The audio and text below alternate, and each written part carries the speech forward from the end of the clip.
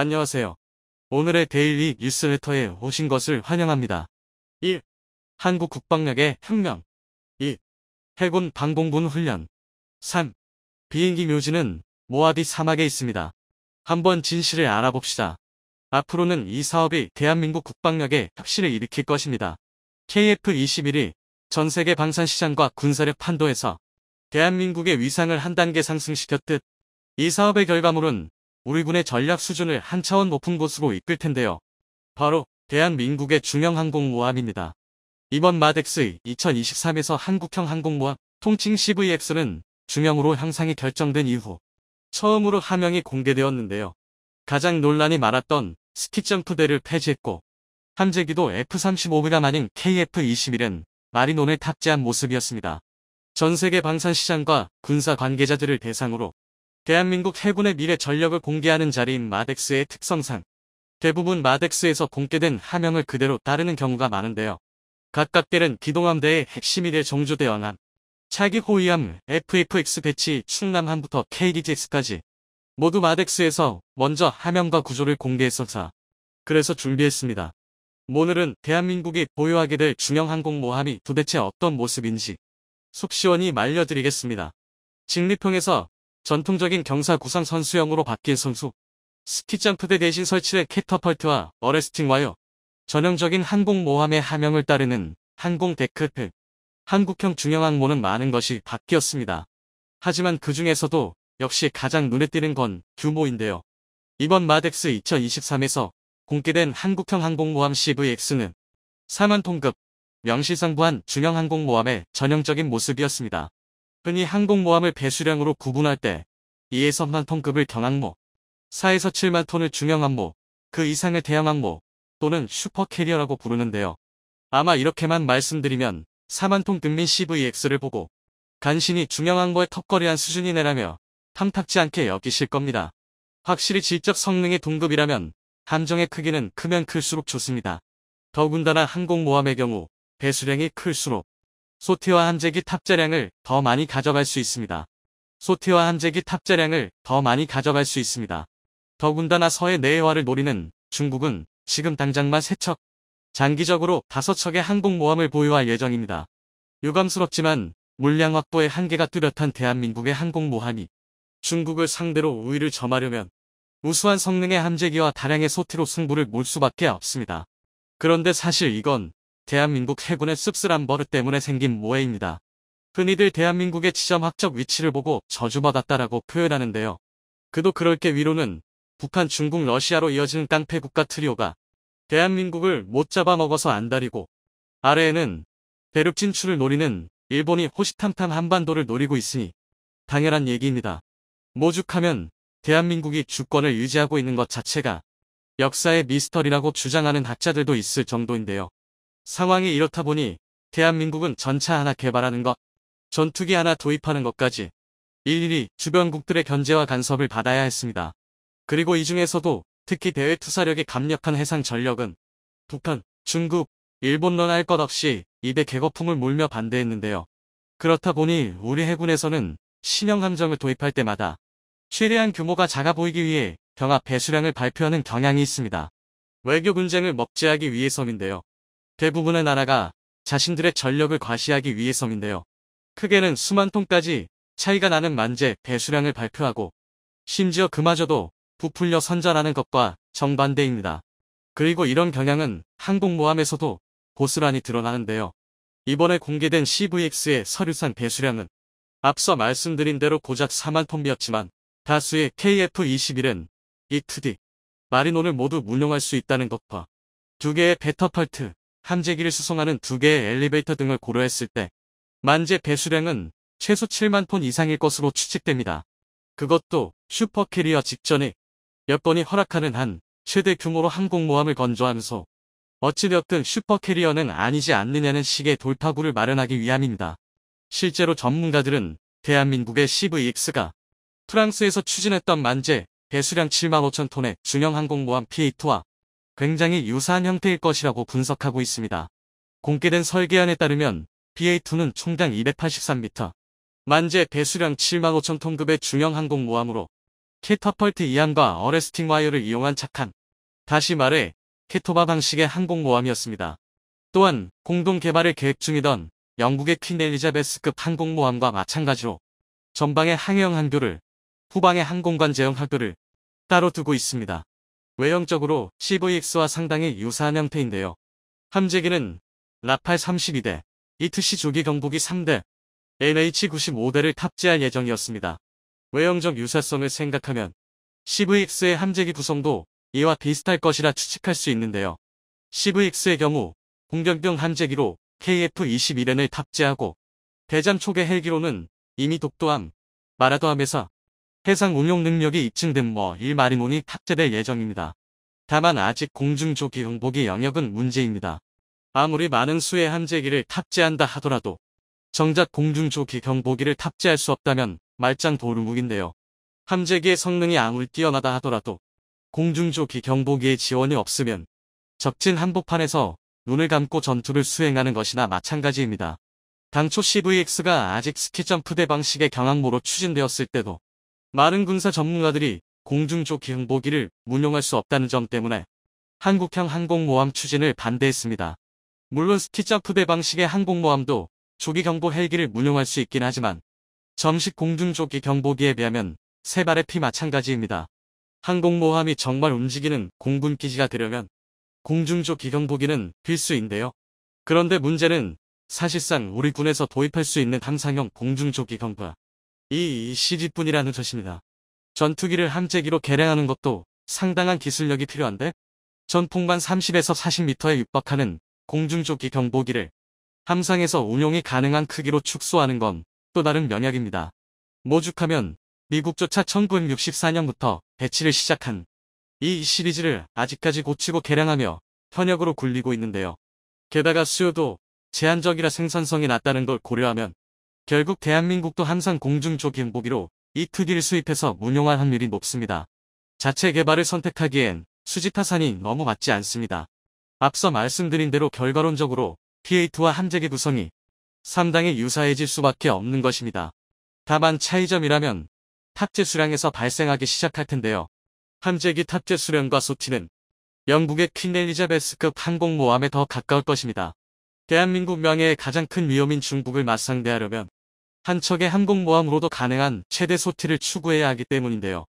이 분야에서는 퀸 엘리자베스급 항공모함이 단면 최고 수준입니다. 퀸 엘리자베스급 항공모함은 155m x 33.5의 초대형 경락고를 보유한 데다 HMWHS라는 독특한 장비를 통해 최대 효율을 뽑아내고 있습니다. 퀸 엘리자베스급은 신부 경락고, 탄약용 엘리베이터, 함재기 경락고까지 이어지는 9획의 긴 레일이 설치되어 있습니다. 그리고 2위를 몰미라 불리는 16개의 자동화 수레가 움직이면서 탄약 등 각종 물자를 항공 갑판까지 배달하는데요. 이 덕에 승무원들이 탄약을 직접 움직일 필요가 없다 보니 신속한 화기 관리와 취급이 가능하고 덩달아 함재기 전체 소티까지 늘어나게 되었습니다. 전체적인 작동 구조를 보면 K9A2 자주포의 탄약 재장전 시스템과 상당히 유사한데요. 실제로 K9A2의 독보적인 자동장전 시스템이 최대 발사 속도, 지속 사격을 모두 2배 가까이 향상시켰듯이 HMWHS를 탑재한 퀸 엘리자베스급 항공모함은 함재기만 최대 60대를 탑재할 수 있으며 일평균 72소티, 최대 110소티에 달하는 작전을 수행할 수 있습니다. 심지어 5일간 면속 작전을 수행해도 최대 420소티까지 유지가 가능한데요. 중국의 려오님함, 산둥함의 일평균 소티가 20여 회 안팎임과 비교하면 그야말로 천양지차입니다. 아직 쿠젠함의 전력이 공개되지는 않았지만 이 정도만 해도 CVX가 중국의 항공모함을 상대하기 충분한데요. 그런데 심지어 프랑스의 P-8, 영국의 퀸 엘리자베스급과 비교해도 CVX가 독보적인 분야가 있습니다. 바로 이함 방식입니다.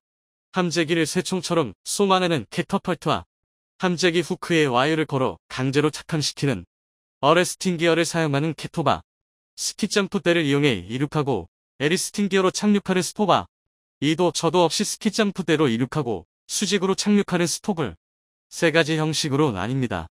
이 중에서 P-8는 C-13 이 증기식 캐터펄트를 탑재하는 캐토바 형식의 항공모함으로 계획되었는데요. 증기식 캐터펄트는 문자 그대로 항공모함에서 가열된 증기를 응축해서 캐터펄트를 작동하는 방식입니다. 원리 자체는 증기기관과 크게 다를 게 없는데요. 원자력으로 항공모함을 움직이는 요즘같이 증기기관이 도대체 웬 말인가 싶지만 담장 그 원자력으로 움직이는 10만 톤짜리 초거대 항공모함인 미국의 니미츠급조차 증기식 캐터펄트를 사용합니다. 현대의 증기식 캐터펄트를 사용하는 거의 모든 항공모함에 적용된 C-13은 사출 능력이 40톤에 육박합니다. 2톤이 넘는 화물용 트럭을 2km까지 날려버릴 정도의 위력인데요. KF-21의 최대 이륙 중량이 25.6톤 민 점을 고려하면 함재기형으로 개량한 KF-21의 무게가 아무리 무거워진다고 하더라도 충분히 이항시킬 수 있는 출력입니다. 더군다나 증기식 캐터펄트는 연속 사출 능력도 뛰어나서 40초에서 50초에 1대씩 사출이 가능한데요. 다만 문제는 구조가 거대하다 보니 내부에 엄청난 면적을 차지한다는 것입니다. 항공모함의 캐터펄트는 많을수록 이득입니다. 공간이 허락하는 한 캐터펄트가 많은 쪽이 더 많은 함재기를 이륙시킬 수 있는 건 당면한 얘기입니다. 게다가 증기식 캐터펄트는 드문 경우긴 하지만 증기압이나 온도가 부족한 채 사출되는 콜드 캐터펄트 현상이 발생합니다. 이 경우 함재기는 충분한 양력을 얻지 못하고 그대로 해수면에 처박히고 마는데요. 또한 구조가 복잡하고 정비 소요가 높아 관리 병력이 상당히 많이 필요합니다. 아무리 사출력이 좋다 하더라도 7만 톤 미하는 한정된 규모 아래 최대한 많은 함재기를 경납해야 하고 여기에 만성적인 함정 승무원 부족을 겪고 있는 우리 해군 입장에서는 절대 무시할 수 없는 단점들인데요. 더군다나 CVX가 번조될 때쯤이면 이제 막 해군 항공대에 함재기 파일럿이 양성되었을 시기입니다. 아직 숙련도도 부족하니 고급 인력들을 안전사고로 희생할 수는 없는 노릇인데요. 그래서 대한민국은 완전히 새로운 방식의 이함 방식을 선택했습니다. 미국 모하비 사막에 위치한 비행기 무덤 데이비스 몬탄 비행기 저장소에 한 한국인 무리가 들어옵니다. 그 한국인들은 어느 동체만 남은 노후된 비행기들을 이리저리 살펴보더니 그 비행기를 사겠다고 했는데요. 모하비 사막을 찾은 한국인들은 한국항공우주산업 직원들로 우리나라 P3 해상초계기 도입 사업차 모하비 사막을 찾은 것입니다. 데이비스 몬탄 비행기 저장소 관리인은 이 쓸모없는 비행기를 사겠다는 한국항공우주산업 직원들이 제정신인가 싶기도 하고 한편으로는 재고를 처리할 수 있어 매매 계약서에 서명을 하게 되는데요. 과연 이 모하비 사막에서 무슨 일이 일어났던 것일까요? 미국 캘리포니아에 위치한 모하비 사막은 항공기 무덤으로 잘 알려져 관광지와 영화 촬영지로 유명한데요. 미국은 물론 전 세계에서 운항되던 항공기와 폐기 처분된 기체들을 모아놔 하늘에서 찍은 사진을 보면 흡사 항공기 주차장으로 보일 정도입니다. 모하비 사막에 항공기를 모아둔 계기는 1969년 후반 월남전이 끝나면서 미국 정부는 폐기 처분할 항공기를 임시 보관할 장소가 필요했었습니다. 이에 미국 정부는 특히 유사시를 대비해 항공기가 부식되지 않고 50년 이상 보존이 가능한 지역을 찾다가 1년 내내 강우량이 100mm 이하로 건조한 기후를 가진 캘리포니아 지역이 모하비 사막을 최적의 장소라고 판단하고 항공기를 보관하기 시작했습니다. 이곳 모하비 사막에는 세계의 모든 기종의 항공기가 그대로 방치가 돼 있는데 이 가운데 쓸모가 있는 비행기의 경우 다시 새 주인을 찾아 취항을 할 수 있으며 그렇지 않는 경우 위탁 처분을 통해 부품의 일부가 재활용되거나 혹은 버려지는 구조입니다. 모하비의 항공기를 모아놓기 이전에는 항공기를 재사용하기 위해 일부 부품을 떼어내서 녹이는 등 다시 재련을 했지만 현재는 자원이 풍부해지고 산업이 발달하면서 항공 부품 소재를 재생하는 것보다 새 것을 생산하는 가격이 더 싸졌는데요. 결국 세계항공사들과 미국 정부는 항공기를 폐기 처분하지 않고 데이비스 몬탄 비행기 저장소에 모아두게 됐습니다. 그래서 오늘날 미국의 모하비 사막에는 약 9천여 대의 항공기가 보관 또는 폐기된 상태로 있습니다. 큰 활주로와 공항시설 그리고 영화 촬영장에 있는 모하비 사막은 항공인들에게는 새로운 교육장소 및 관광장소로 인기가 높습니다. 특히 이곳에는 생산이 중단된 옛날 기종의 항공기들도 많이 볼 수 있는데요. 미국의 9.11 테러의 여파로 파산한 항공회사에 의해 보관 중인 20대의 F100 기종과 버려인 영국 버진 아틀란틱 항공 소속 747 전보 비행기 그리고 미국 공군이 폐기 처분한 F-1 미라지 전투기까지 항공기 역사 박물관이라고 해도 과언이 아닐 만큼 다양한 항공기들을 보유하고 있습니다. 또한 미국 모하비 사막의 경납고와 활주로 그리고 부품 재활용 창고들은 세계 1위의 규모를 자랑합니다. 이 때문에 일각에서는 보관 중인 항공기들을 다 운용한다면 미 공군 다음으로 강한 항공 전력을 가지고 있다고 보고 있습니다. 데이비스 몬탄 비행기 저장소에서는 퇴역한 군용 항공기들 우방국에 싼 값으로 팔기도 하는데요. 하지만 항상 싼 게 비지떡입니다. 값 싸다고 막 사들이는 경우 사들인 국가에서 막대한 손해를 보게 됩니다. 그 이유인즉슨 노후화가 심각하게 진행됐기 때문인데요. 모하비 사막에 있는 대부분의 군용 항공기는 단종된 기체로서 수리 부품 조달이 어렵고 그렇기 때문에 부품 수급에 드는 비용이 천정부지로 치솟습니다. 모하비 사막에서 노후 비행기를 사서 고쳐 쓰는 것보다 새로 사는 것이 더 안전하고 싸다라는 말까지 돌고 있습니다. 이런 가운데 우리나라도 이런 모하비 사막의 모래 높에 빠질 뻔했는데요. 미국의 군수 업체들은 한국이 높에 빠지기만을 기다리고 있다가 깜짝 놀랄 만한 일이 벌어집니다. 과연 무슨 일이 벌어졌길래 미국 군수 업체들이 깜짝 놀랐을까요? 우리나라 해군은 2010년까지 당시 최고라고 불리는 세종대왕급 이지스함을 보유한 함정 기술의 비약적 성장을 이뤄냈습니다.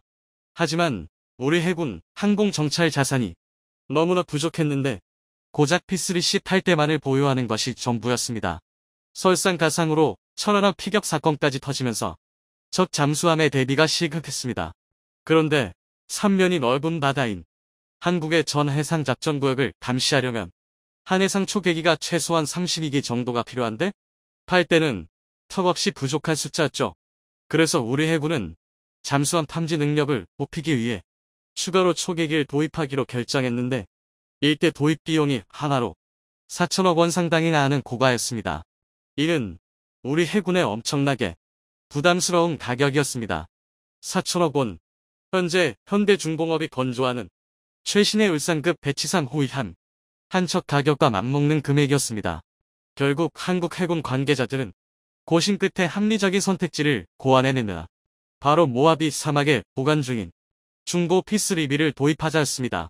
당시 우리 군이 찾은 모하비 사막에 있는 P3B는 P3C의 하위 모델로 미 해군이 25년간 사용했던 노장 중의 노장이었습니다. 퇴역 후에도 모하비 사막이 퇴역항공기 보관소에서 14년 동안 놀고 있던 녀석을 한국에서 사겠다고 한 것이죠. 상태가 그나마 괜찮았던 것들로 골라왔다고는 하지만 한계 수명인 15,000시간에 거의 달해 있었던 데다 14년간 방치되었던 P3B는 항공기 역사 박물관에나 어울릴 만한 최악의 상태였습니다. 미국조차도 손볼 엄두를 못 내고 있었는데 이를 한국 해군에서 사준다니 기쁜 마음으로 개조 견적을 계산하고 있었지만 한국 정부가 자체 개조에 들어간 것인데요. 우리나라 정부는 모하비 사막 퇴역 항공기 보관소에 대당 100억 원이 안 되는 가격으로 총 9대의 P3B를 들여왔습니다. 그중 1대를 해체해 부품을 조달받는 동류 전환용으로 사용되었고 8대의 P3B를 카이가 개조를 맡아 700억 원의 P3C였습니다. 개조를 거쳐 재탄생한 초계기의 이름은 P3CK로 기존의 P3C 행초계기에서 당당히 K를 붙인 업그레이드된 항공기입니다. 또한 원가 4천억 원을 비하면 훨씬 저렴한 700억 원으로 비용을 탁월하게 절감하였죠. P3B와 P3C의 제작사인 로키드 마틴에서도 자신들도 이렇게는 개조를 못한다며 극찬하고 나섰는데요. 완전히 새로운 모습을 보여준 P3CK는 최신 장비들이 탑재되어 있었습니다. P3CK는 동체를 제외하고는 모든 것을 새로 장착해 새 것과 같았습니다. 적은 비용으로 성능을 개량해낸 기술력은 한국이 세계 최고라고 인정할 정도였는데요. 이로 인해 현재 한국 해군은 P3C 8대와 한국형 P3CK 8대 등 총 16대를 보유하고 있습니다. 해군은 천안함 폭침 사건에 따라 잠수함 탐지 능력을 높이기 위해 P3CK 8대를 더 배치해 그동안 부족했던 대잠 능력을 높였다는 긍정적인 평가를 받았는데요. 이는 단순히 부족한 해군 항공 전력이 숫자만 늘리는 것에 그치지 않고 기능 면에서도 크게 향상돼 많은 주목을 받았는데요. P3C가 넓은 바다에 있는 표적만 탐지할 수 있었던 것에 비해 P3CK는 항구에 정박 중인 함정과 움직이는 육상 표적을 식별할 수 있는 다목적 레이더를 탑재하였고 P3C 대비 5배 이상 향상된 고배율 적외선 광학 카메라, 디지털 음향 수집 및 분석 장비, 자기 탐지 장비를 갖추고 있습니다. P3CK는 대지 공격이 가능한 하품 블록이 미사일을 무장해 우리 함정에 큰 위협이 되는 적이 해안포와 미사일 이동 발사대 등을 사정권 밖에서 타격이 가능합니다. 또한 실시간 전술 정보 전송 시스템을 통해 KF-16이나 헬기 등 공격기에 대한 정밀, 표적 정보 제공과 전술 통제 기능을 보유해 군의 합동작전 수행에도 큰 몫을 담당할 것이라고 해군 관계자는 말했습니다. 여기에 적외선 영상 장비를 장착한 P3CK는 야간에도 적의 함정을 고해상도로 식별해낼 수 있어 야간 초계 능력이 훨씬 높아졌는데요. 육상 표적 분석 능력도 군이 운용하는 금강정찰기에 필적할 만한 성능을 보유하고 있다고 할 수 있어 제한적인 육상 감시도 가능해 전천후 초계기로 탈바꿈했습니다. P3CK는 감시 능력만 향상된 것이 아니라 무장 능력도 크게 향상됐습니다. P3CK 기체 아래에는 경어뢰와 대함 공격 능력을 갖춘 AGM-84 하푼 미사일을 장착해 웬만한 잠수함과 수상함과의 제한적인 교전이 가능합니다. 또한 탑재 가능한 AGM-84 하푼 미사일은 공대지 미사일로도 사용할 수 있어 유사시 항구에 정박해 있는 적 함정과 기지시설을 폭격할 수 있습니다. P3CK에 탑재 가능한 총 무장은 하푼 대함 유도탄 6발, 기뢰 9발, 어뢰 8발, 대잠 폭뢰, 소노브이 84발, 마린마크 해상 표시판 등의 무장이 가능한데요. 이 정도 무장력은 함포를 제외한 웬만한 호위함과 맞먹는 무장력입니다. P3CK는 1소티의 최대 시속 761km로 14시간에서 15시간 동안 작전을 수행할 수 있으며 4,400km 주변 지역을 감시할 수 있는 넓은 작전 반경을 가졌는데요. 긴 작전 시간은 잠수함을 추적하는데 큰 장점으로 작용합니다. 실제로 P3CK는 1997년 11월 소욱산도 해상에서 중국의 민급 잠수함을 발견, 소노부이를 투하하는 등 11시간 35분 동안 추적해 부상시킨 사례가 있습니다. 잠수함이 해면으로 부상한다는 것은 항복을 의미하며 지휘관이 직위 해제될 만큼 중징계가 내려지고 국가적으로 씻을 수 없는 큰 수치로 여겨집니다. 또한 2017년 초에만 2차례 서해상이 한국방공 식별구역 카드지를 무단 항행하는 선박을 작전인 가구역 밖으로 몰아내기까지 했는데요. 바로 북한 선박 진송호와 신진이었습니다. 정확한 의도는 모르나 우선 방공 식별구역에 허가받지 않은 외국 선박이 들어오면 근접 감시 기동을 통해 60m 상공까지 저공 비행으로 선박을 압박하여 영해 밖으로 퇴거 조치를 시행합니다. 이외에도 서해상과 동해상에는 중국과 러시아 그리고 일본의 전투함과 정보함도 출몰하는데요. 해군 관계자는 만일의 사태에 대비해 철저한 경계 임무를 수행하고 있다고 전하고 있습니다. 이토록 막강한 기술력과 강화된 군사력을 가지게 된 한국이 다시 한번 자랑스럽게 느껴지는데요. 세상이 놀랄 정도로 뛰어난 개조 기술력을 갖추게 된 대한민국. 강력해지는 해군 군사력으로 안전하게 수호해주기를 바랍니다. 대한민국의 군사기술력이 정면 도전을 받고 있습니다. 특히 최근 KF-21 보라매의 초음속 돌파를 두고 왈가왈부하는 말이 많은데요. 결론을 종합해보면 KF-21을 과연 대한민국의 성과로 볼 수 있냐는 것입니다. 더군다나 엔진도 외산을 가져다 쓰면서 제대로 수출이나 할 수 있겠냐는 비아냥에 따라 붙는데요. 사실 그동안 국산 엔진은 대한민국 방위산업의 아픈 손가락이었습니다. 그나마 지상 무기체계에서는 K2 흑표마저도 국산 파워팩 개발에 성공하면서 단점을 극복했지만 이제 막 걸음마를 뗀 항공기술력에서는 아직 눈에 띄는 성과를 내보이지 못했는데요. 하지만 그렇다고 일각의 주장대로 대한민국이 허송세월하였다고 생각하면 오산입니다. 그래서 준비했습니다. 오늘은 무려 40년 동안 와신상담 준비해온 대한민국의 자체 개발 국산 항공 엔진 개발 소식에 대해 알아보겠습니다.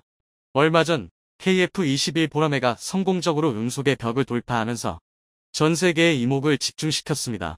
국내에서도 많은 분이 KF-21 초음속 비행을 지켜봐 주셨는데요. 개인적으로 2023년 최고의 명장면 중 하나로 기록되지 않을까 생각합니다. 하지만 이와는 별개로 적지 않은 분들이 자랑스러움과 안타까움을 동시에 느끼셨을 텐데요. 그것은 바로 전투기, 항공 엔진 국산화에 대한 열망입니다. 설계와 생산 모두 100% 국내 기술로 만들어진 KF-21인 만큼 전투기의 심장인 엔진이 외산이라는 게 정말 아쉬울 수밖에 없는데요. 심지어 앞으로 한국형 타우러스, 국산 극초음속 미사일 등 수많은 대한민국 기술력이 KF-21에 적용될 걸 생각해보면 안타까움을 넘어 조급함마저 들 정도입니다. 그런데 이제 이런 안타까움과 조급함은 잠시 접어두셔도 좋습니다.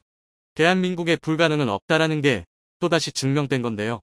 흔히 많은 분이 KF-21에 외산 엔진이 탑재된다고 해서 미국 제너럴 일렉트릭의 F414 G400K 엔진을 그대로 가져다 사용하는 줄 알고 계십니다. 그러나 실상은 전혀 다릅니다.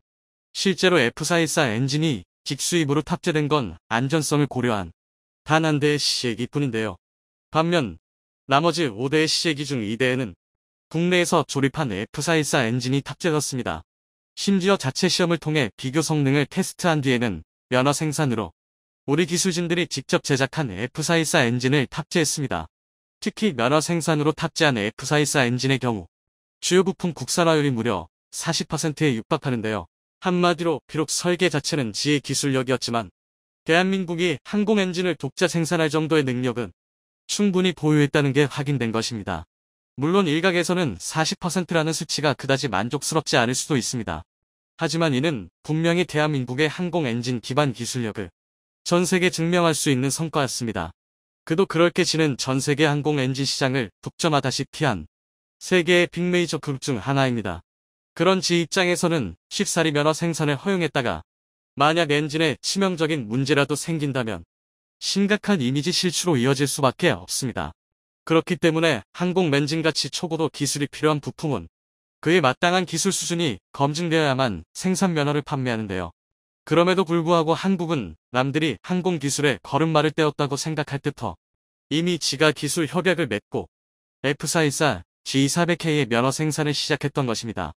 더군다나 엔진 제작에 필요한 주요 부품의 절반가량을 국산화했다는 것은 그만큼 대한민국 항공 엔진 제조 기술의 신뢰성을 증명하는 것이나 마찬가지인데요. 한마디로 정리하자면 대한민국의 항공 엔진 기술력은 결정적인 핵심 기술에서는 아직 부족할지 몰라도 기반이 되는 기초 기술은 이미 다져져 있다는 것입니다. 그리고 현재에 이르러 대한민국은 그동안 쌓은 경험과 기술력을 바탕으로 자체 항공 엔진 개발에 본격적으로 뛰어들었는데요. 바로 지난 2020년부터 방위사업청 주관으로 개발이 이루어지고 있는 5,500파운드 포스급 완제 터보팬 엔진입니다. 하지만 5,500파운드 포스급의 출력은 전투기의 기동력을 뒷받침하기에는 턱없이 부족할 수밖에 없는 만큼 대한민국의 1차 목표는 15,000파운드 포스급 엔진의 개발인데요. 1차 목표가 15,000파운드 포스인 이유는 바로 KF-21 보라매에 탑재된 F414 G400K 엔진 출력이 14,770파운드 포스이기 때문입니다. 다시 말해 5개 T와도 같은 KF-21의 외산 엔진을 국산 엔진으로 교체하겠다는 건데요. 그러나 여기까지만 설명해드리면 좀 갸우뚱하실 겁니다. 단순히 수치적으로만 보면 5,500파운드 포스와 15,000파운드 포스는 거의 2.7배가 넘는 차이다 보니 한국의 5,500파운드 포스가 정말 별것도 아닌 것처럼 보일 수도 있습니다. 그런데 이런 상황에서 벌써 15,000파운드 포스급 엔진을 얘기하는 건 시기상조로 느껴질 수도 있는데요. 그러나 여기에는 잘 알려지지 않은 한 가지 흥미로운 사실이 있습니다. 그것은 대한민국이 보유한 항공 엔진 기술력이라면 지금 당장이라도 최소 8,000파운드 포스급 엔진 개발이 가능하다는 것입니다. 이게 갑자기 무슨 뚱판지 같은 소리냐고 하실 수도 있는데요. 하지만 이것이 가능한 이유는 개발과 양산의 차이 때문입니다. 실제로 대한민국은 이미 2013년도에 5,500파운드 포스급 엔진의 터빈 입구 온도인 T1600K 섭씨 기준 1350도를 버틸 수 있는 기술을 확보한 상태입니다. 항공 엔진에서 가장 중요한 내구성을 위해 무려 1000도가 훌쩍 넘는 고열을 장시간 버틸 수 있는 신소재를 이미 10년 전부터 보유하고 있었던 것입니다. 여기서 끝이 아닙니다. 터보팬 엔진에 들어가는 4대 핵심 부품인 블리스크형 와이드 코드팬, VGV 적용 고압 압축기, 고온 냉각형 터빈 소재, 잠수명 고부하 연소기의 개발 또한 마찬가지로 2013년 이미 개발이 완료된 상태인데요. 즉 5,500파운드 포스라는 숫자는 KF-21이 실기체가 나오기 전까지 KFX로 불렸던 것처럼 최초의 프로젝트명을 그대로 유지하고 있을 뿐 2024년에 예정된 첫 비행에서는 더욱 높은 출력을 낼 것이 확실한 상황입니다. 실제로 국내 유일의 항공 엔진 개발 업체인 하나에어로스페이스의 관계자 또한 양선을 고려하지 않고 오로지 기술력만 놓고 본다면 당장이라도 고성능 전투기 엔진의 국산화가 가능하다고 밝힐 정도인데요. 물론 이런 초고도 기술을 하루마침에 확보할 수 있었던 것은 아닙니다. 대한민국의 항공 기술력은 1980년대 주력 전투기인 F4 기체의 창정비를 성공적으로 해낸 것부터가 시작이었습니다. 당시 공군 수뇌부조차 가능성에 의구심을 품었는데요. 그러나 우리 기술진들은 아무런 기술력도 없는 상태에서 1년 만에 노후한 무기를 새 제품에 가까울 정도로 보관하는 창정비에 성공해냈습니다. 또한 창정비를 거쳐 국내 조립 생산 단계에 진입하자 당시 개발진들은 지로부터 건네받은 J85 엔진의 도면만 보고 수백 개의 부품을 모두 뜯었다 조립하길 반복했는데요. 그 결과 F4의 창정비를 완료한 지 불과 2년 만인 1982년에 KF-5 제공호가 대한민국의 손에 의해서 만들어질 수 있었습니다. 또한 제공호 조립 성과를 바탕으로 J85 엔진 면허 생산이 가능해지자 기술력을 축적하며 엔진 압축기와 터빈, 연소기 등 43개 품목, 764개 부품의 국산화에 성공하기까지 했는데요. 이 모든 과정이 1980년 창정비로 시작해 부품 국산화까지 불과 6년밖에 걸리지 않은 기적과도 같은 일이었습니다. 정말 불굴의 의지라는 말은 딱 우리 기술진들을 두고 하는 말 같은데요. 이뿐만 아니라 국내 유일의 항공 엔진 제조업체인 하나 에어로스페이스의 경우 세계 3대 항공 엔진 제조업체인 제너럴 일렉트릭과 롤스로이스의 핵심 엔진 부품 납품 계약을 체결한 상태입니다. 즉 대한민국의 항공 엔진 기술력이 이제는 역수출까지 가능한 수준이라는 건데요. 그러나 유감스럽게도 바로 여기서부터 치명적인 장애물이 등장하기 시작했습니다. 그건 바로